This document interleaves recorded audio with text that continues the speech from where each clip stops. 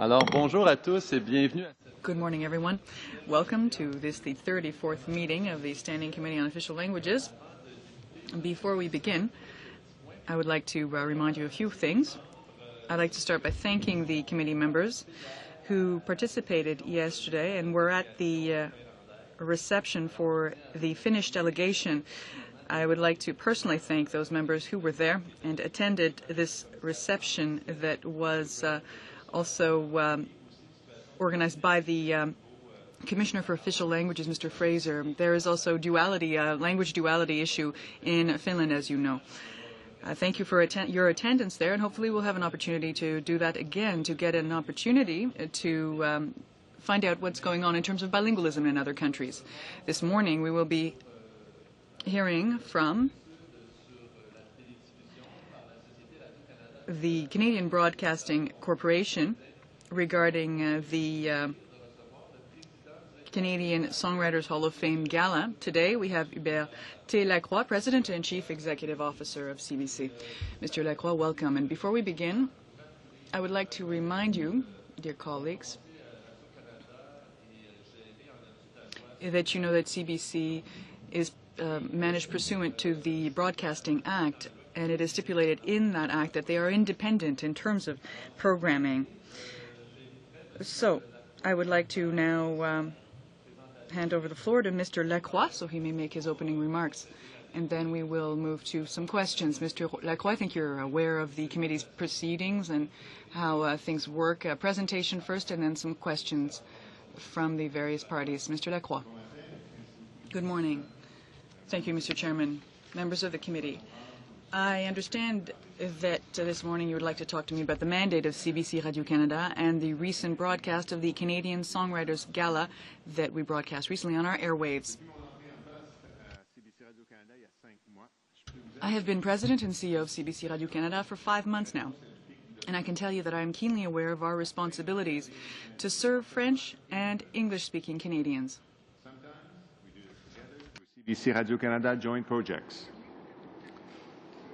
Sometimes we do it separately, finding ways to share parts of one language culture with the other in a way that will resonate with the audience. In the case of the Canadian Songwriters Gala, you've heard the details of how we tried to do this on our various platforms from Richard Sturzberg. He also told you about other ways that we promote Francophone culture with English audiences. I can repeat or add to what Richard Sturzberg told you with respect thereto, if you wish. Certains Canadiens, y compris les organisateurs, some Canadians, including organizers of the gala, disagreed with the decisions made by our programming teams for the gala. In fact, last month we agreed to allow the organizers to explore other broadcast options for next year's gala. While disagreements are part of the reality of the hundreds of programming decisions we make every day, I can tell you that we have heard the concerns expressed. We recognize that we could have done a better job of reflecting the diversity of the performances in our television broadcast of the gala. And while these are programming decisions that are ours to make, these events have raised our level of awareness on these issues, and I can tell you that we will do a better job with these kinds of broadcasts in the future. I do not accept, however, the judgment that by our programming decisions in this one instance, the public broadcaster was not fulfilling its mandate. The mandate is very broad, so broad, in fact, that not one of our services can presume to be all things to all people, even less so within the space of a single broadcast. You have to look at the range of programs and services we offer. That is how we fulfill our mandate to Canadians. In every programming decision we make, there will be some people who will believe that we should have done something different. Sometimes even we will think so. We listen, however, to the concerns of the Canadians we serve, and we take those concerns into account in the choices we make for the future. The Broadcasting Act is very broad about our mandate to Canadians, but very clear about our programming independence. We will continue to work very hard with the resources we have to fulfill the trust Canadians have placed in us. I would now be pleased to answer your questions. Thank you, Mr. Lacroix. We will now move on with the first round. So we will begin with Monsieur Denis Coderre. Bonjour, Monsieur Lacroix. Merci d'être ici. Good morning, Mr. Lacroix. Thank you for being here. I want to welcome you, and I appreciate the tone of your speech this morning, which is in somewhat in contrast with what we heard from your VP last week. I understand programming independence and this issue. You may repeat it 20 times if you like. That said, given the fact that this is public broadcasting, your mandate requires that you reflect what we should expect of what this country really is. We can commend the work that was done, Sophie Paquin in English, Mitsu, and a whole host of events. I do watch Radio-Canada CBC, but when we're talking about a gala whose goal would be to celebrate the authors in this country, I would have liked to have seen the parliamentary secretary. Fortunately, he's not here today. It's important to get the government's representative here. He must have reasons. But I don't understand why these cuts would have been made. And in light of the questions that were asked of Mr. Stursberg, well, this is what we heard. If people hear francophones on television, they change the channel. Well, the Committee on Heritage, I asked you a question. When you hear an Anglophone on Radio-Canada, I said, do you change the channel? And your answer was no. So, two questions. What is the motivation behind cutting the whole Francophone side of that show? And for the benefit of our viewers here today, could you tell us, have there been any studies carried out to that effect? If your role is to bring together those two solitudes that we've heard about so often, well, what we have to think of is that when we're looking at a gala that represents or should represent what we have in this country, we should make sure that even if Radio-Canada had decided not to do this, then it's up to CBC that in this specific program that the television program show both sides, the French and the English side, from an artistic standpoint. So I'd like you to tell us a little bit about that. How do things work? You're conscious and you're aware of the concerns. How can you guarantee? I mean, next year, we do have good Francophone artists. What's going to happen next year? Are you going to cut them again? Or what are you planning on doing as president? I understand your question in two parts, Mr. Coderre. Richard Stursberg tried to explain certain things here at the committee. Mr. Stursberg tried to explain to you, and I think this is what he did, was he wanted to stress the fact that each Radio-Canada CBC program has its own specific mandate, whether it would be a summary of the gala, which was really aimed at an Anglophone audience, whether it be Tout le monde en parle, which is on Sunday nights in Quebec. It's a very Quebec-centered show because that's the show's mandate. If you look at this mandate, and this is what Mr. Stursberg tried to tell you, is that each show has a mandate. As far as next year is concerned, in my notes and before the Standing Committee on Heritage, we were approached by the organizers of the gala. They came to see us. They asked us whether they could be free of the rights to the gala and the event next year. And of course, we said that we were not going to exercise our rights and that they could look at all options and either come back to Radio-Canada or to any other and find any other way to see how they would like to promote their gala next week. So as far as next year is concerned, Mr. Coder, I have no idea what the organizers of the gala will choose to do. Well, in that case, if CBC Radio-Canada does decide to accept, to agree to broadcast it, well, you know, it was broadcast on the radio. We heard Claude Dubois, Raymond Lévesque, and others. But on the TV side, as president, can you make sure that, given the fact that it is a special gala, it represents all authors, and it is a snapshot of Canada from a cultural standpoint, can we get your word on this, your undertaking that there won't be any cuts from a language standpoint? You're right, Mr. Coder. Radio as a medium is far better as far as broadcasting this type of gala and listening to it. Radio 2, in fact, did broadcast the entire show, the entire program, gala. As far as next year is concerned, I don't know what the gala organizers will say to us or propose, but I told you in my opening statement that we've seen and we've understood that there are some things that perhaps there are some things we did in the course of this gala that we could have done better, and we will draw the appropriate lessons from that. Mr. Lacroix, you know, I agree. Every show has its mandate. Even Tout le monde en parle does invite Anglophone guests, and there's some translation involved, and it does reflect the diversity, even within Quebec and throughout the world. The fact that you're a public broadcaster, if we are to celebrate this diversity,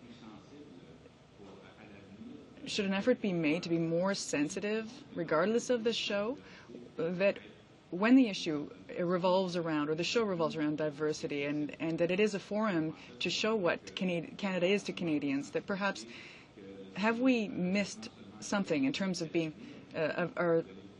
being sensitive to this issue? Perhaps things were not well done, and Francophones should not get that feeling of being second-class citizens.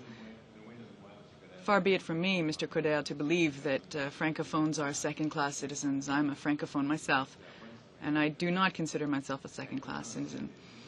To be sensitive, and perhaps more sensitive, in terms of my remarks, well, the outcome of the gala has perhaps raised our awareness of what exactly we should be doing to be more sensitive to this type of issue. Thank you. Thank you, Mr. Coder. Mr. Richard Nadeau from the Bloc. Thank you, Mr. Chairman. Welcome, Mr. Lacroix. I have a number of questions for you. First of all, do you think it is justified for MPs of the House of Commons to get involved in programming issues for CBC Radio-Canada? And do you believe that parliamentarians might have gone a bit too far in this issue of the gala? Mr. Nadeau, I would refer you to the fact that I believe all parliamentarians respect this Broadcasting Act, and that they understand the freedom, the independence that Radio-Canada CBC has in terms of its programming decisions, as has said the chair of Standing Committee on Heritage and others. All people who communicate with the organizers or perhaps the presidents, CEOs, and others in our organization, we've always respected the views of parliamentarians. Now, CBC English. Do you think it should do more to bring greater awareness about Francophone artists from a Canadian standpoint, Canada-wide? I'm very happy to have you raise that question. I have a lot of information for you this morning. Mr. Stursberg did share some of this with you. Over the last 2 years, there have been many, many occasions where CBC has had Francophones either on gala programming or within our Transcultural Fund program or in our joint programs with CBC Radio-Canada. There's a long list of them. I don't know if you want me to read it out, but this information is available and we would be pleased to provide it for you. So you think that CBC is doing significant work in this regard? Yes. And with respect to the Hall of Fame gala that was the subject of such controversy, do you think that specific errors were made at the time of the broadcast? You know, this is a 44-minute broadcast, 44 minutes rather, were cut from the broadcast. Were there errors that should not recur? First off, to answer the first question you asked me had to do with independence in terms of programming. Well, Mr. Nadeau, this 44-minute summary, if you will, was done by CBC programs who did fulfill their mandate. In other words, to have a 44-minute program that would in some way summarize what happened at the Hall of Fame Gala. As I said to Mr. Coder a few moments ago, our institution confirmed, and Richard Sturzberg himself said, that we could have done a better job in the circumstances. Well, I'd like to hear what you have to say about this as well. Are you of the view that the fact that Francophone artists had to, the idea of having Francophone artists on TV on this show would have in fact been of no interest to Anglophones? Mr. Nadeau, those who listen to CBC Radio, both Radio 1 that presented a summary and Radio 2 that presented the entirety, 3.25 hours, heard Francophone singers. The 45-minute summary targeted a different market. It was an evening where Oscar Peterson was being celebrated. But hold on, we were told that if there were artists who were singing in French on this program, TV viewers on CBC TV viewers would have changed channel because they wouldn't have been interested in listening to French. Is that correct? Do you agree with that statement? Well, let me reiterate. Richard Sturzberg said that there was a mandate attached to this program, just like there's a mandate attached to other types of programs. So our purpose, our objective is to build a bridge between Anglophones and Francophones. That evening, that particular evening, that program didn't have such a purpose. Well, let me repeat my question. Do you think people would have changed channel? Well, I've answered that question, Mr. Nadeau. The purpose, if what I'm looking at as a TV viewer interests me, well, I won't change the channel. That's it, if you ask me that question as an individual. Well, do you think if Radio-Canada had the mandate to present the program and it had left out Anglophone artists and singers, would the same outcry have resulted? Well, that's a bit of an abstract question because Radio-Canada decided not to broadcast that gala. It decided to broadcast our gala. And if you look over the years, Radio-Canada chose to broadcast the Jutra, les Jumeaux, and La Disque. And in its through its choices, it tried to present to Francophones those who had the greatest notoriety and who were the most well known. Well, in CBC's mandate, under its mandate, shouldn't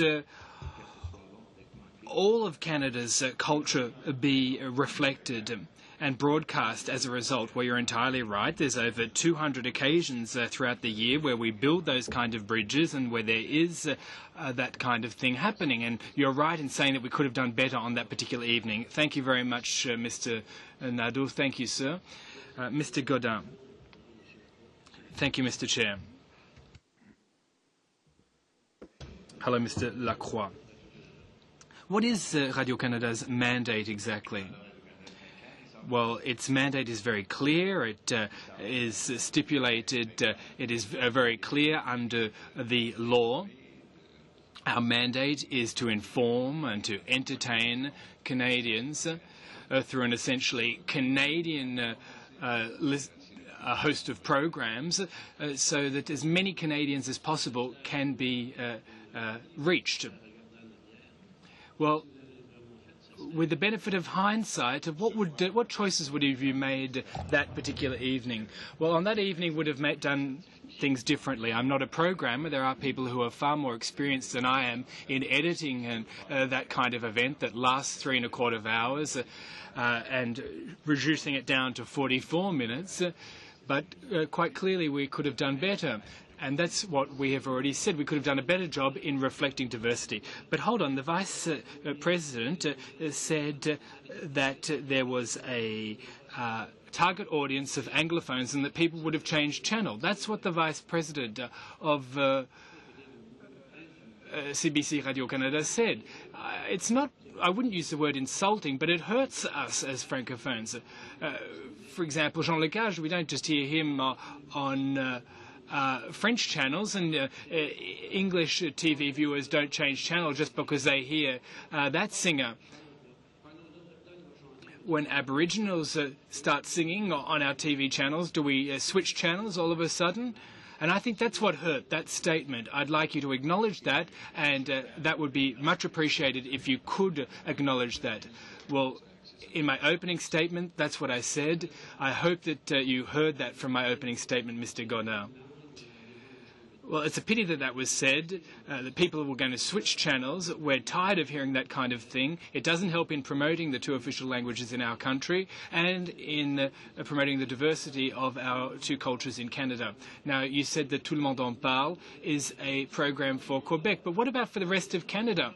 That's why I asked you about your mandate. There are Atlantic productions that just deal with a Madagascar audience, for example. So isn't Radio-Canada a national TV channel? Well, Mr. Godin, I'm pleased to answer that question because, once again, the mandate for each program is, in a sense, part of the answer to this question. Our programmers do their best to maintain the interest of TV viewers, and in this case, Francophone viewers. And in this particular case, the mandate of the program was to have a focus on an essentially Quebecois TV audience. There are other programs that build bridges throughout Canada. For example, agricultural programs. There are programs that for which the mandate does not have a focus on one particular audience or target area. But hold on, we bring people from elsewhere in France to appear on Radio-Canada, on Tout le monde en parle. What about more people from elsewhere in Canada? Well, I can hear what you're saying, Mr. Godin, but I can tell you that those people that do take part in our programs, they're chosen to ensure that Canadians are genuinely interested in programs like Tout le monde en parle. But some programs have a regional focus and a regional mandate. Mr. Godin. Well, hold on. There's one of our singers that comes from Quebec that was in Toronto, but when I listen to the national news on Radio-Canada, there's only news that focuses on Montreal. So it's almost as if it focuses only on Montreal.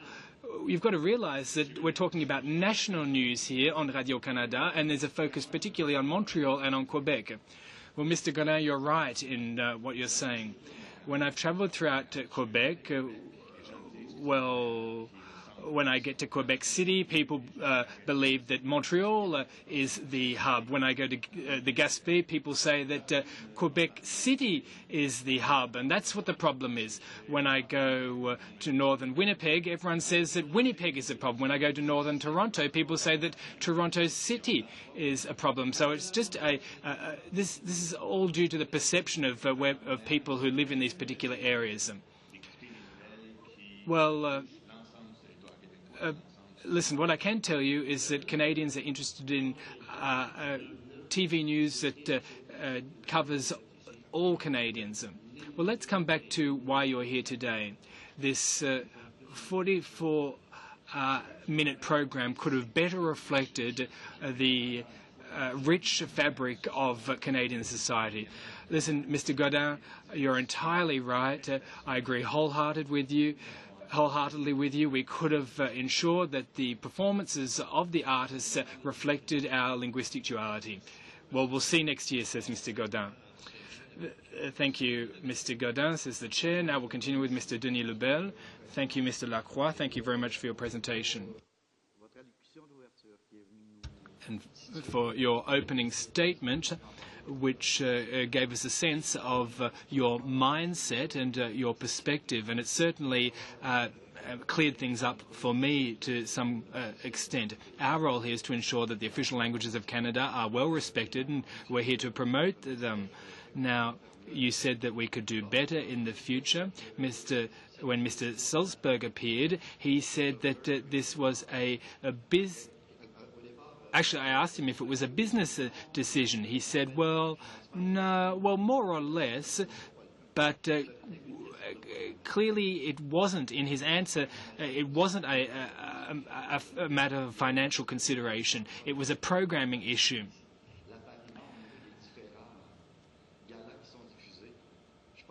So I think we need to determine how we're going to manage the future of the two official languages through our official broadcaster.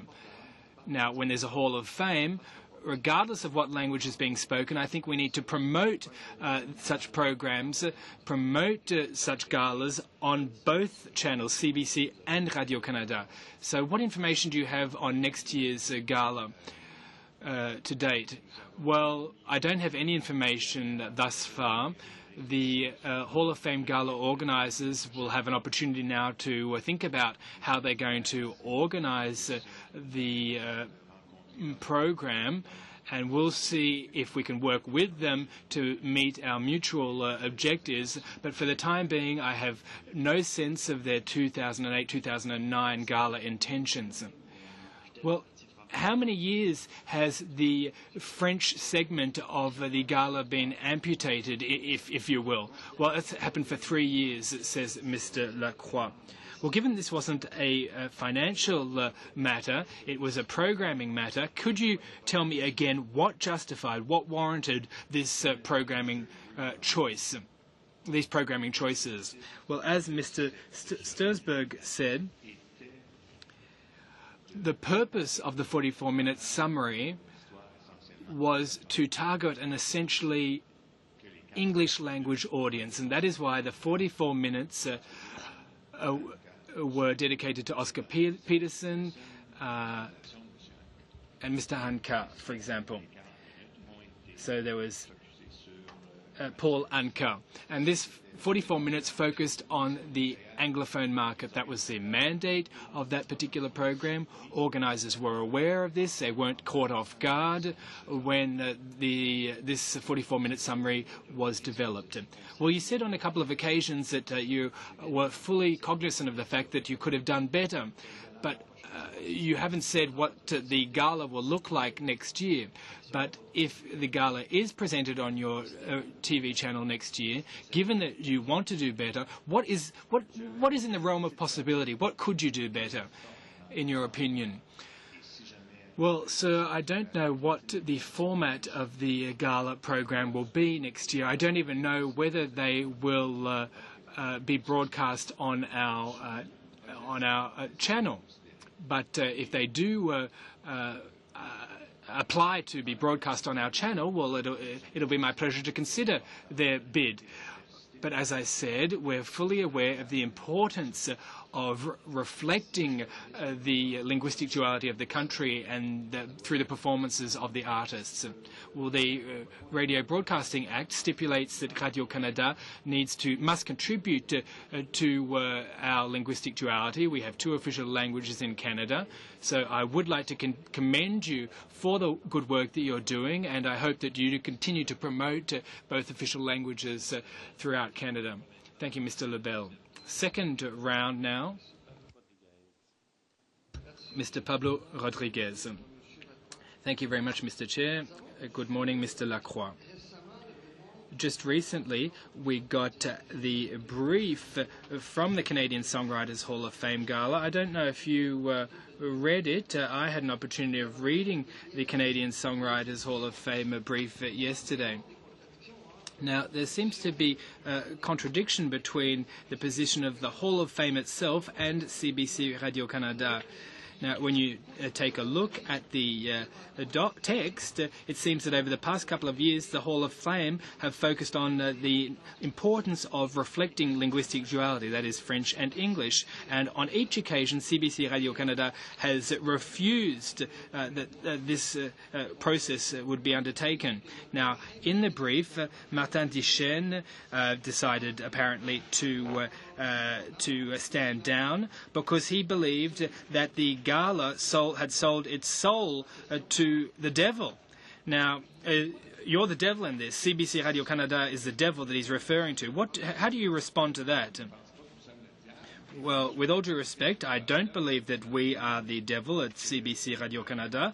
What I can tell you is that he sold his soul to his board of directors, which decided to be part of a transaction that didn't make him happy. Now, we were both in the room, so I don't think that Monsieur Duchesne is the devil, and I don't want to say that anyone's the devil here. But I also read those statements on the 9th of May 2008, and what you're looking at there is a reflection of what happened between the organisers of the gala and CBC Radio-Canada. We've tried to tell them that TV is perhaps not the best medium for this kind of concept. A 3.5-hour gala is something that's very static, and we have suggested, and I think we did a good job on this, is that the gala should be broadcast in its entirety on Radio 2 and in a summary on Radio 1. And that's what you can read in our brief.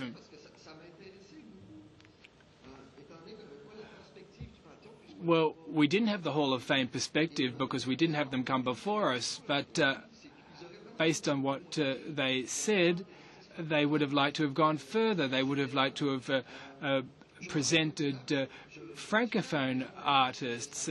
I had meetings with ADISC representatives recently, and when ADISC broadcast its show, even though it was essentially a Francophone, there were some artists that did sing in English. I can't remember exactly who, but there were performances in English that were made possible by the context. Now, when I read the brief, there's something else that jumps out at me, another contradiction. CBC Radio-Canada seems to be saying that the artists had been advised, the Francophone artists would not be included in the programming. But Mr. Dubois seems to say that the opposite was the case. Were the Francophones who agreed to take part in this performance, were they aware that they would be excluded from the final summary presentation on CBC? Well, they're very important details you're referring to, but unfortunately I have to defer on those matters because they're matters for the organisers of the gala and those actual performers, so I can't comment on that more fully.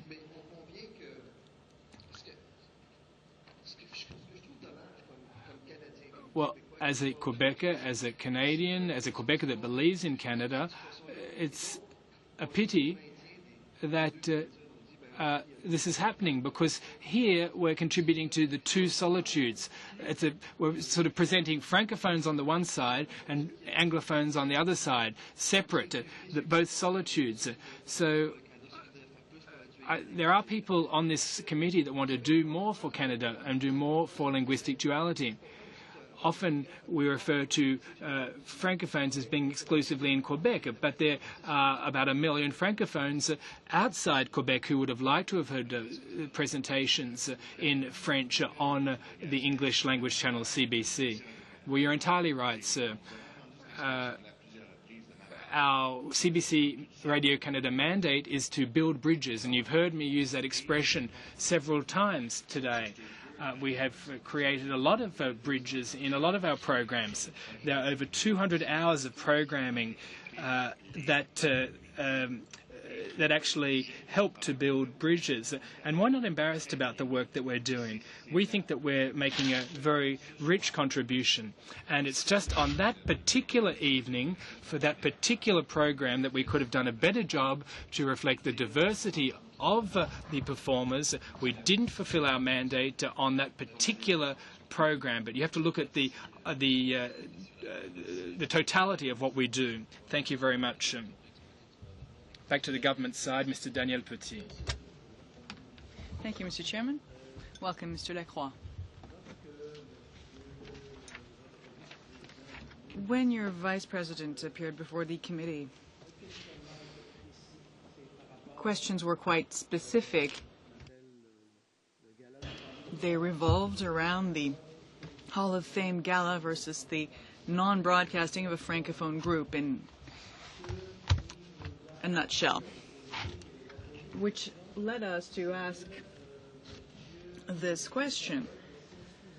Mr. Strasbourg seemed to be implying that he knew what was in the mind of Anglophones in Toronto. He believed that if there was to be any French, the Anglophones would automatically tune out or change channels. That, of course, was difficult for us to hear. I'd like to get to something more specific with you as far as the future is concerned. Not only the future of the Hall of Fame Gala, but perhaps of all the types of programs of that nature that your network may broadcast. You know that in Quebec, I'm going to tell you something that everyone knows. Galas are to Quebec what oil is to Alberta. We export our galas, our festivals, our artists throughout the world. When I see that you're not willing to show our artists in Toronto, well, I have to say, I'm shocked. It has to do with, it's our business, and it even shows part of who we are to the other provinces.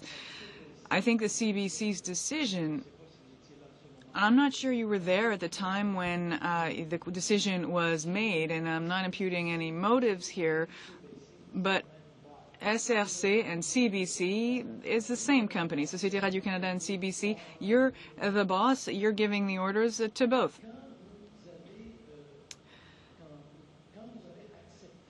When you agreed to work with the Hall of Fame Gala organizers, were you aware, in fact, and the question is one that my colleague had as well, this was not a business decision, this was a programming decision.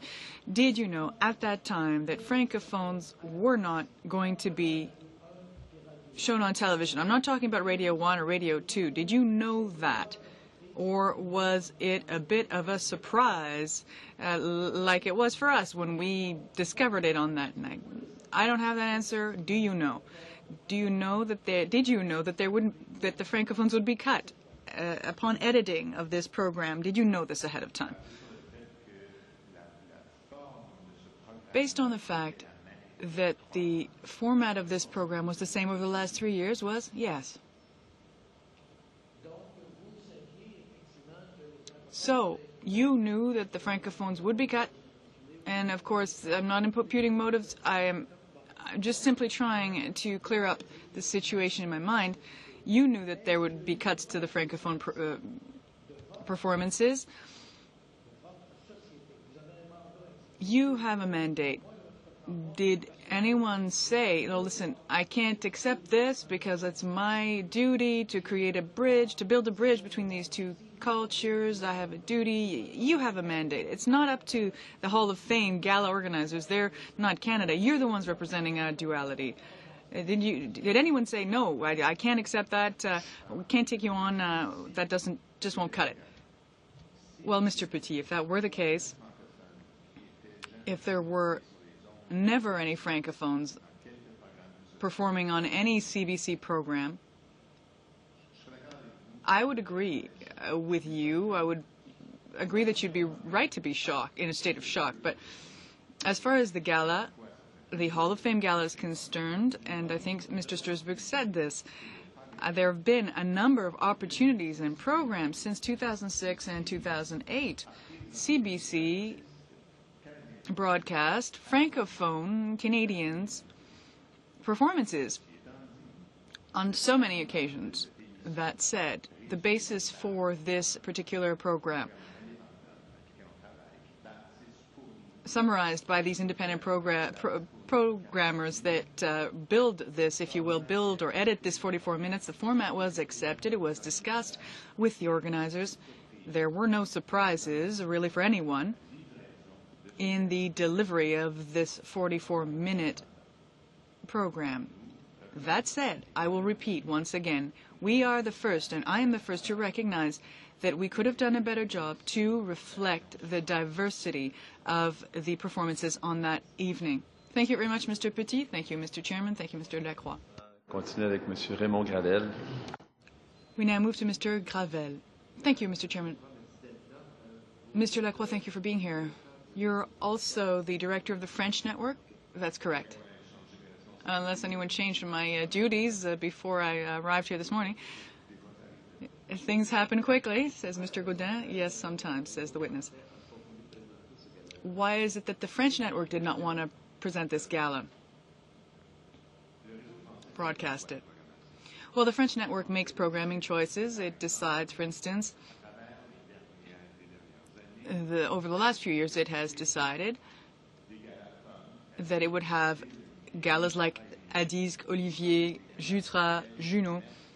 These are the priority programming events. There are many, many galas available each year. Our programmers choose those that, according to them, of course this is a programming decision, those that are of interest or the greatest interest for those viewers that we serve. That's it? Says Mr. Gravel. Yes, that's it. Do you understand Mr. Dubois' frustration? Do I understand Mr. Dubois' frustration? Absolutely. If you were to switch things around, let's say French Radio-Canada, you were to have this kind of a gala and you had cut all Anglophones from Western Canada, what would you have the same reaction? Listen, Mr. Gravel, that's a political question, really, and it's a matter of politics. It's hard for me to answer. Earlier on, you were talking about perceptions, and I felt as though I was hearing Mr. Bouchard from the Bouchard Commission. It's a perception crisis of perception. Well, it's not just perception. I saw from Mr. Stursberg some arrogance, some condescension, and I even told him that is the reason why I'm a sovereigntist. In fact, 1 out of every 2 Quebecers is.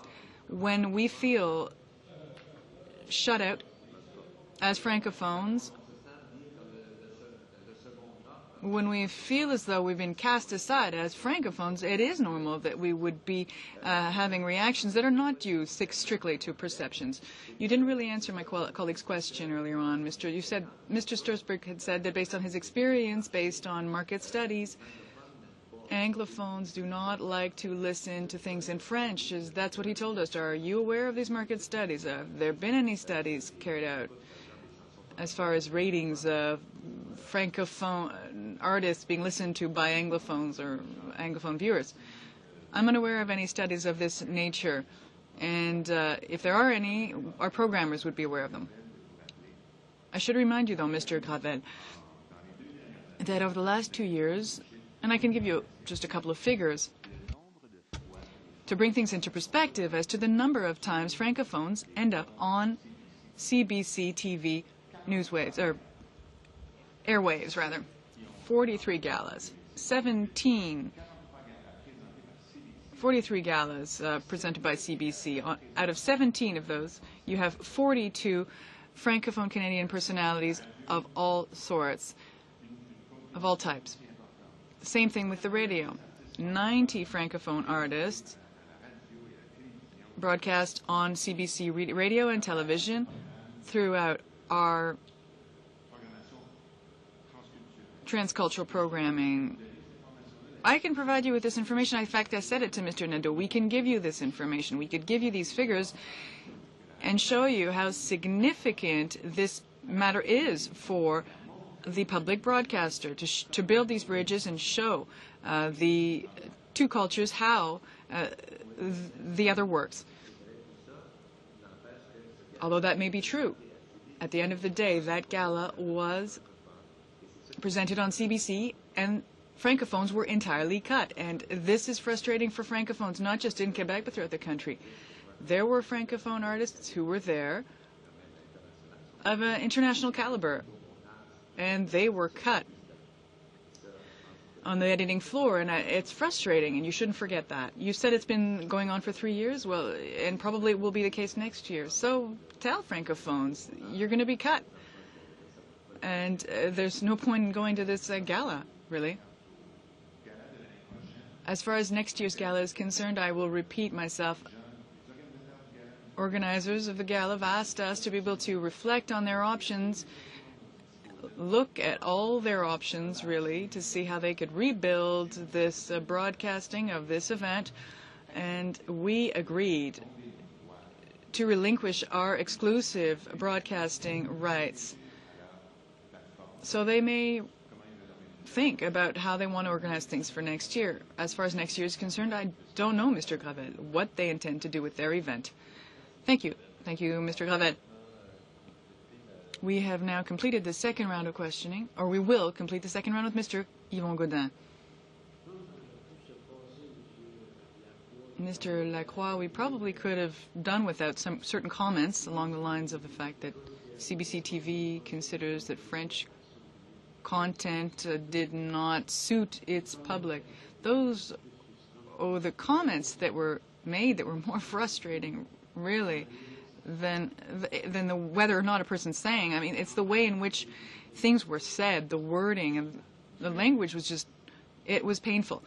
Mr. Gaudin, what Mr. Stursberg attempted to tell you here, and I'm getting back to the mandate of these programs. The mandate of this particular television program was aimed at a specific Anglophone audience. The way that the program was built, the 44-minute edited section, no, Mr. Lacroix, you're saying a specific audience. What you calculated each and every individual who did not want to hear a French song? No, Mr. Gaudin, that's not exactly what I'm trying to say. I'm trying to explain. You're practically saying the same thing as the other. No, what I'm trying to say to you is that each show has its mandate. If the mandate for a program is to present Francophone artists to an Anglophone public, well, the mandate will be quite clear, and I'm sure we will deliver. I'm simply stating that 44-minute program did not have that end in mind. It was no surprise for those people that were involved because we knew what the format would be, and I repeat myself once again, we have understood that a program of this nature really led to certain outcomes, and we've learned from this. We've learned, and I think that if we're going to be doing this type of event and broadcasting this type of event, we will be more sensitive to issues of diversity. Another question, Mr. Lacroix? Seeing as you're here, members of your board, the appointed board, they're appointed by what? The government? Yes, absolutely. Mr. Lebel said earlier on that we have to respect both official languages, etc. I think that's what I heard in my own way, my interpretation of that statement made by Mr. Lebel. Are you surprised that the last two members of the most two recent appointments were Anglophones. We have a very balanced board in terms of language. Well, I think it's a Francophone from New Brunswick that just finished his term. Not quite, no. He was replaced by two people. But before that, Mr. Racine, Mr. Rémi Racine, who just joined the board, is a Francophone. Where is he from? Montreal. He is now a member of our board, perhaps 4 months ago. So that is the normal course of events to balance out a board based on the experience and expertise we need. What about the Francophones that were appointed? Do we have any Francophones outside of Quebec that were appointed? Well, I'd have to think about that. I have to really think about the various members. There are 12 of them. You know, there are 2 open positions, vacant positions. You have 2 vacant positions now. Yes, 2. The government is working with the board chair, the chairman of our board, to fill those 2 vacancies. I am convinced that the people that will be appointed to our board are going to be of quality. Yeah, it's not about quality. There's going to be quality, rather. And I think that if we're talking about diversity, if the board is there to discuss issues of diversity and variety of areas of Canada, I think it's important to appoint people from different parts of Canada. Listen, there are 6 million Francophones in Quebec, and as far as Francophones are concerned in the rest of Canada, really, it's Radio-Canada after all. You know, I'm very pleased to work at Radio-Canada CBC because the diversity in our board and the quality and caliber of people who were there from Northwest Territories, Calgary, Vancouver, people from Montreal, people from Toronto, people from the Maritimes. We have a very good board that certainly expresses its views and works in both languages. I'm very pleased to work with these people on a daily basis. Thank you, Mr. Godin. Thank you, Mr. Godin. We will now be moving to the 3rd round. You will have an opportunity to continue. Mr. Jean-Claude Damour. Thank you, Mr. Chairman. Thank you, Mr. Lacroix, for being here with us this morning. Some comments I heard have intrigued me somewhat. You know, when you look at the situation for this Hall of Fame Gala, it really was no surprise when you say you make choices and decisions for your programs. Everyone knew that the Hall of Fame Gala was not only going to involve Anglophones, but Francophones as well. In knowing this, you should have known that you should have been conscious of these needs, and perhaps when CBC made that decision, Radio-Canada refused to broadcast it, but CBC decided to broadcast it. CBC knew there were going to be Anglophone and Francophone artists on stage. So at some point, it seems a bit bizarre to simply cast that aside when really they knew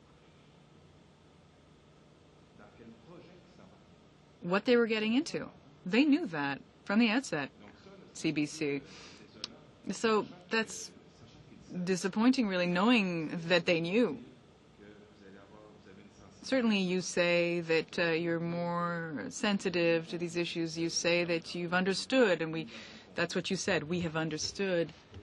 Could you explain to us, and I have 3 points, really, that I'd like you to explain.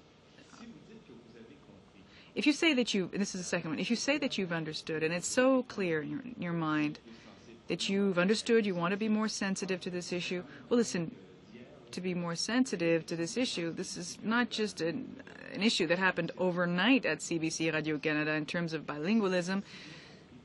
If you've understood this so well, then why is it so difficult to confirm that next year, if the gala is being broadcast on CBC, that Francophone artists that are on stage will end up in the final cut? I'm using your words, really, Mr. Lacroix. If you really understood and you acknowledged your mistakes, then you set the record straight. How could you not, can you guarantee and give us your undertaking that these artists are going to be broadcast next year? And the other issue, this whole issue of, the crisis, when you're English vice president, VP English came to speak to us. He said that it's not attractive for CBC's business to have a francophone because people would tune out. And, you know, that type of a reaction is bizarre. Dieu merci. What is Dieu merci? It's an Dieu merci.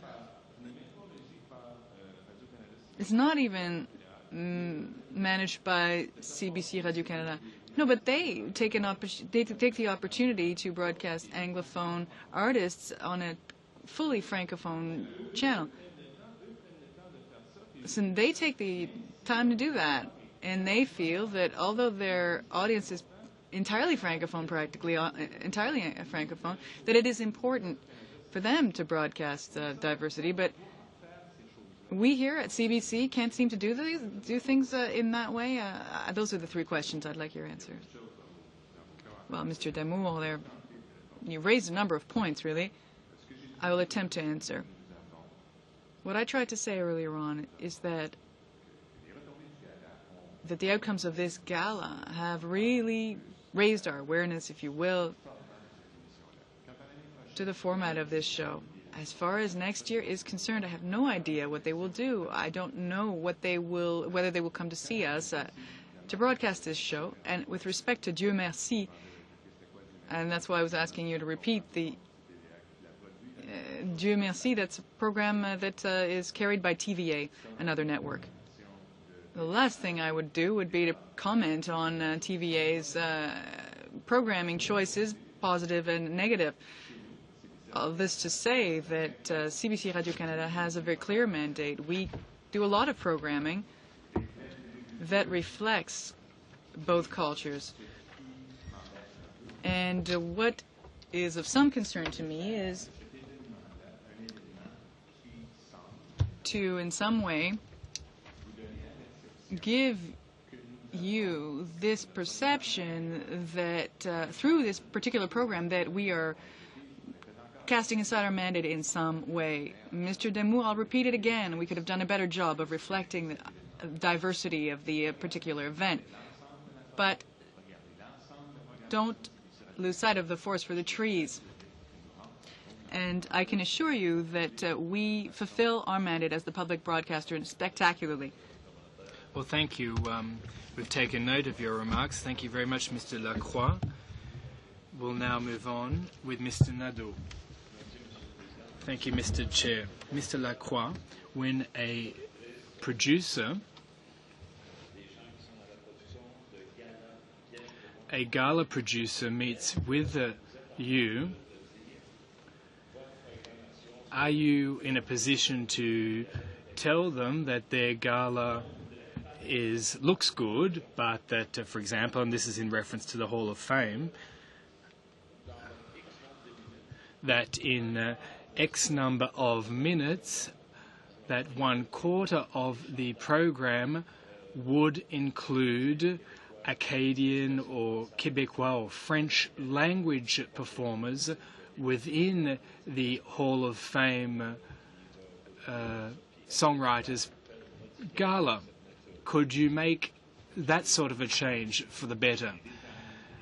Well, Mr. Nadeau, any negotiations between programmers and those high up in Radio Canada, they don't involve me. I can't tell you about the details of those negotiations, but in the case of the gala, there was an independent producer that actually produced the 44 minutes. It was a freelance producer that put that together, not someone in turn from in-house. Well, can you, for example, tell your staff that oversee a contract negotiation, can you tell them that in their relations with the gala organisers that you want a percentage of the program to reflect the entirety of talent, the whole breadth of talent throughout Canada? And whether it's on CBC or Radio Canada, the fact would remain that this would be a positive step. It would be a part of a solution to a problem that we're facing. Was quite clearly, we don't even know to date what next year's gala program will actually look like. Well, you know, on CBC Radio-Canada, as I explained to Mr. Godin or perhaps Mr. Gravel, when we choose our gala and we edit our gala, we try and target our audiences based on what will interest them the most. But when we look at our ratings over the past years, we've realized that TV is not a good medium for things such as gala. So it's not a matter of how the program is delivered so much. Now, I've repeated this, and I'm going to repeat it once again. I've said it many times today. Under our mandate, we could have done a better job to reflect the diversity of the performers. But we're realizing more and more that TV is not the best forum for such a program. Well, what I'd suggest to you, sir, is that there are criteria established so that the Francescois, that Acadians, that the Bréants, that everyone is in Canada can see themselves up on the screen, and that would reflect the whole breadth of talent that exists in Canada. Now, let me come back to ratings. Mr. Salzberg referred to it on several occasions. Now, the gala was supposed to be pan-Canadian and was supposed to pay tribute to all our artists and performers. So is it the ratings that count, or is it the fact that we want to pay tribute to our artists and performers? What comes first? Well, as I said, when it comes to promoting our artists, we have to have TV viewers. If we don't have any TV viewers, well, then we're not doing our job in the first place, and we're not getting anywhere. So there's a combination of contents, medium, and an audience. We have great programmers that make decisions in light of all these aspects. Now, is everyone happy with our choices? Obviously, not everyone is happy at the end of the day. And it's just like a chair who has to interrupt a parliamentarian mid-flow. Mr. Chong. Thank you very much, Mr. Chair. Thank you, Mr. Lacroix, for your testimony. A comment and a question. My comment is that it seems to me that the English-speaking portion of CBC Radio-Canada has done a pretty good job in the last number of years in highlighting, meeting its mandate with respect to highlighting the diversity within Canada. And I've noticed that just as an avid CBC listener in the Toronto area, whether it be CBC Radio or CBC TV, I have noticed in the last, I'd say 5-6 years, a substantive change in the face of the corporation and in the style of programming, which I think is good, and I think it reflects the changing demographics in many parts of the country. The one area, though, that I think that I don't see a lot of presence of in terms of its mandate on the English-speaking side of the corporation is in the portion of the mandate that speaks to promoting the linguistic duality of the country. And in reverse, I think the opposite is true for the French-speaking portion of Radio-Canada, CBC, that it seems to me that it's obviously meeting its mandate for highlighting the linguistic duality of the country, but in some respects is not as aggressive or as strong on the promotion of the ever-changing, ever-increasing diversity of our country. So I just make that as a comment. What I want to focus on in terms of your views is, it seems to me that you have many challenges in trying to meet your mandate as a corporation. You've got the mandate to linguistic duality. You've got the mandate for to highlight the country's diversity. You've got the mandate to promote a sort of national sense of identity in this country. And these are very difficult mandates to meet with limited resources. Obviously, you don't have unlimited resources, and so you have to try to juggle these things around. In the recent committee report that was produced out of this committee, I noted that we fund your corporation about $33 per capita. Could you tell this committee how that number has fluctuated in the last number of decades, both in terms of the per capita amount, both in nominal and real terms? And if you don't have that, obviously I understand that. I'm just asking you right now. So if you don't have that, perhaps you could supply the committee with those numbers. And the second part of that question is, could you tell us what other public broadcasters are doing around the world in terms of their funding per capita, how much money they receive to meet their respective mandates?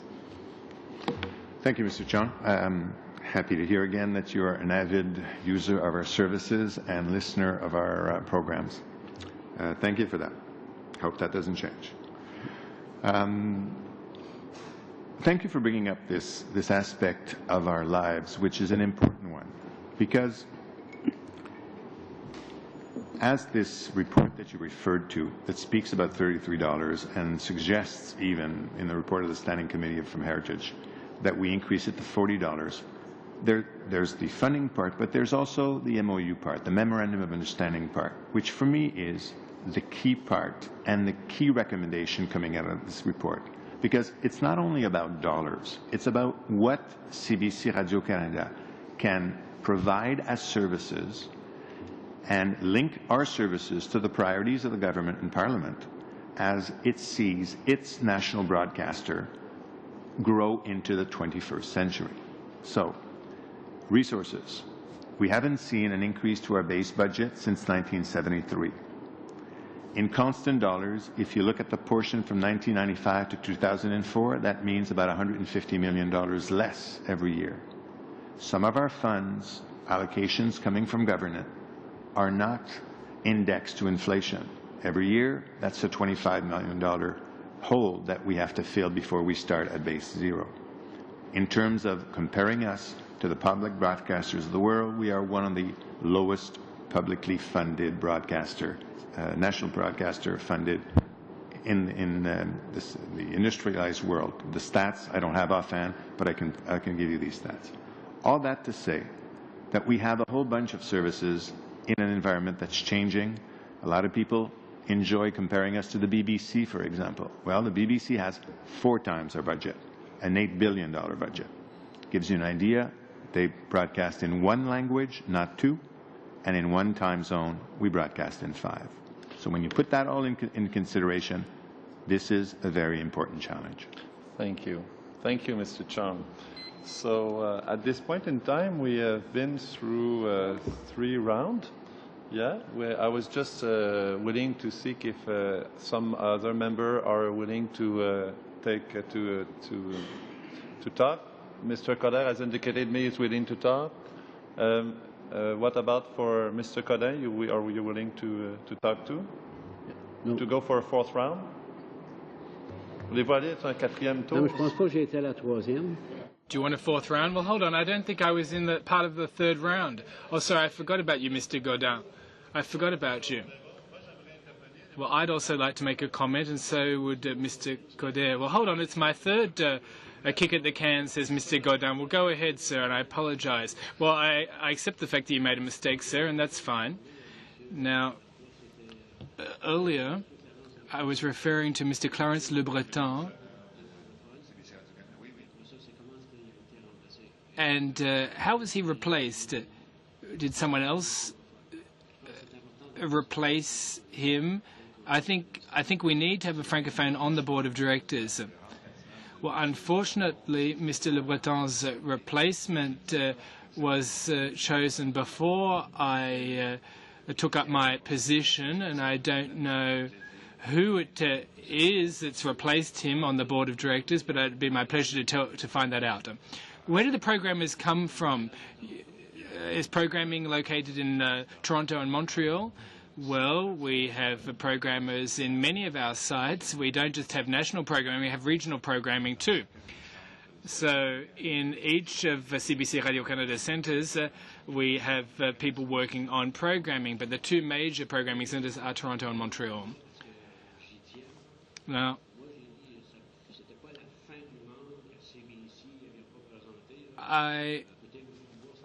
perhaps Mr. Dubois won't be happy about this, but it wasn't the end of the world, apparently, in his opinion, that there wasn't a francophone singing. But you say that this is a matter of perspective. I'm here to say that it's not a matter of perception, rather. Well, tout le monde en parle is for Quebec.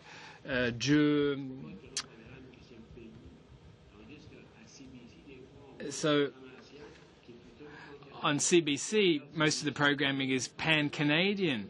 You see people from Vancouver, from Halifax, from Fredericton. But on Radio-Canada, I don't feel that it is reflective, just as CBC is. I'm not the only one who has this feeling. We'll have a term of 5 years, and I have 55 months left to change your perception, to make an attempt in changing your perception of Radio-Canada. Well, RDI News used to last for 1 hour and include us, and now we're not even included in RDI News. RDI Atlantic News has been cut. We have no news at all, so we can't even complain about the content anymore. And I just want to give you a message from the Atlantic region that I'm not the only one to think this way. Well, I have nothing to add to your comment, sir. It's duly noted. Well, as you said, you have 55 months left in your term, and well, yes, sir, you do have 55 months left to change my perception. So if you bring me back here before your committee, or if you're still sitting on this committee, I hope that you'll ask me that same question again and say, Lacroix, you haven't changed my perception, or yes, you have changed my perception. Well, quite clearly there is talent from elsewhere in Canada, and you can see that see that from some of the programs. Well, that puts an end to our third round, and we have Mr. Coder and Mr. Lebel that had a few more questions to ask, and I also have a question I'd like to ask. Mr. Lacroix, I've listened to you from the outset. I'd like to thank you. You've managed this crisis that your Vice President provoked very well. But what I find sad is that in 2008 we still have to have the President of CBC Radio-Canada come and tell us that we are more sensitive to these issues, that we've lived through this experience and now we're going to change our approach. This is a bit like a backseat driver in a sense, and I think that we need a guarantee, not that you're more sensitive, but that something's going to be done. Everyday Canadians expect dignity and respect. I don't want your assurances that you're going to be more sensitive on future occasions. I want you to tell us that you acknowledge that there's been a problem and that these problems will no longer occur. Mr. Shersberg, when he appeared here,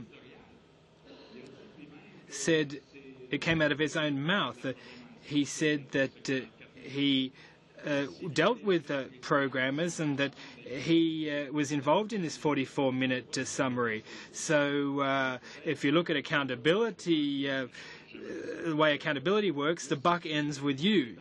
He's the Vice President, you're the President, you're the CEO. So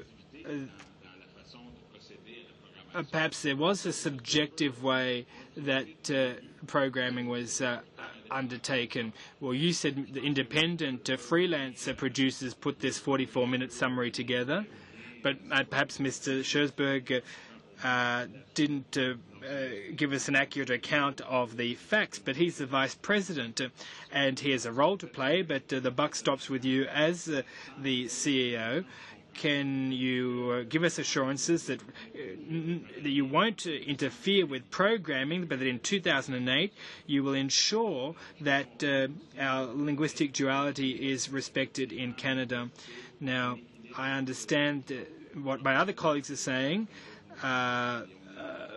My colleague is someone from New Brunswick, for example. He's not a Quebecer, and I believe that his region should be represented. And I know that all the regions of Canada should be reflected in your programming. Listen, I'm a good friend of Radio-Canada CBC, and I believe that there should be public funding. But if we have to summon you before this committee every time there's a failing, I'd like more of an undertaking from you. I'd like more of an undertaking that things will change. Claude Dubois has done a lot for Canada, and it's all well and good that this was on the radio, but it should have been on TV as well. And I'd also like to know what the ratings for the gala were, if you will. Now, you've more or less hinted at the fact that the gala won't be presented on your channel next year. I want more than just comment on being sensitive. I want an undertaking. I want a commitment from you that things will change and that there will be no recurrence of these kinds of incidents. Well, the buck ends with me. I'm the boss. It hits my desk at the end of the day, and I have to assume full responsibility. Richard Strasberg worked with the freelance producers. He took responsibility for the gala, but as I said, the buck does end with me, and I'm accountable for that. As far as the ratings are concerned, 298,000. Sorry, I don't have a provincial breakdown of that those figures. The issue of duality, the issue of responsibility, accountability. Well, I was mentioning greater awareness or sensitivity to these issues. We are sensitive to these issues, but this gala just brings it home, perhaps even further, that this issue of sensitivity throughout all of our programming decisions in the future going forward, I will certainly assure you that we will be doing a better job of broadcasting this type of event in the future. I'm very aware, very well aware of what exists in the legislation. It's very important what the legislation has to say as far as equivalent quality offered in French and in English to reflect the needs of Canadians throughout Canada. You know, in terms of there are a lot of enemies of CBC, if you will. You know what I'm saying? At the end of the day, the message is let the friends of CBC help you. Help us help you. Thank you. Thank you. I also have a question of Mr. Lacroix. I'd like to get back to the brief that was presented by the Canadian Songwriters Hall of Fame. This submission, there's a group that promotes Francophone and Anglophone artists throughout this country. They went to you, knocked on your door to work with you. In fact, CBC Radio-Canada does have a mandate to promote linguistic duality. In fact, it should be practically a perfect marriage, if you will. And now we've come to some divorce. And the Hall of Fame, the Canadian Songwriters Hall of Fame, organizers are now thinking about somebody else or another option than CBC. This gala was broadcast on CBC, but why was it not broadcast in its entirety, in both languages, on both channels, the French and the English one? As a Francophone viewer, I'm looking at the list of Francophones. You had Patrick Bruel, Claude Dubois, Isabelle Boulay. I think, really, there would be hundreds of thousands of people, even in Quebec alone, who would want to watch this show. So, at the end of the day, how did we get here? There was a triggering event, certainly. And I was hearing you this morning. You were saying, well, we'll have to wait to see whether the Hall of Fame comes to us. Well, why can't CBC be proactive and say, look, you have a gala that totally fits within our mission to have a Francophone artist known within the Anglophone community and Anglophone artists known to the Francophones. The idea that now the Hall of Fame is going to turn to the private sector, well, I think these two communities, language communities, are going to be losing something very interesting here. Well, Mr. Chairman, I've, in fact, been having these conversations with people within our team, and one point that I made, and I can't remember which member of Parliament I was talking to the right. We are realizing that for a 3-hour and 15-minute show, television might not be the best and most appropriate medium. In the brief that you read from the Canadian Songwriters Hall of Fame, and it was the case again this year, we were looking at changing the format. Was there a way to broadcast this particular 3 hours and 15 minutes in another way? They mentioned 2 hours. We talked about other things. Well, Mr. Chairman, it really is important for us, if we want to fulfill our mandate, it's important for us to have people watching this gala, viewers, and we have supporting documents, really, evidence to show that galas, specifically those that last 3 hours and 15 minutes, are not the best way to promote our artists. There are many other platforms to do that. Well, thank you, Mr. Lacroix. I know that the Disc Gala really is quite popular, and the ratings are quite high. I know the gala format can be quite popular. From the government side now, Mr. Petit, Mr. Lebel wanted to make a few comments. Well, Mr. Lacroix, you've been here for 5 months, and in fact, I've been a member for a couple of months more than you. I know the members across the way certainly don't want my mandate or my term to be as long as yours. But I can tell you that I'm pleased with what I heard from you this morning. Mr. Lacroix, you're sensitive to the 2 official languages of this country, and I am aware of the fact that you are conscious of this fact. But now, further to this gala, have there been discussions between the CBC and the gala? Have you recommended, or will you recommend, certain things as far as the future is concerned? Well, based on our conversation with the VP English Services at CBC, there were some format suggestions made, but the discussions are not very advanced at this stage, and it is up to the organizers of the gala to reflect on how they want to approach the broadcaster that they choose, or the projects they decide to present to the various broadcasters as far as the next year's gala is concerned. Thank you very much. Mr. Petit. One final question, and perhaps a comment as well.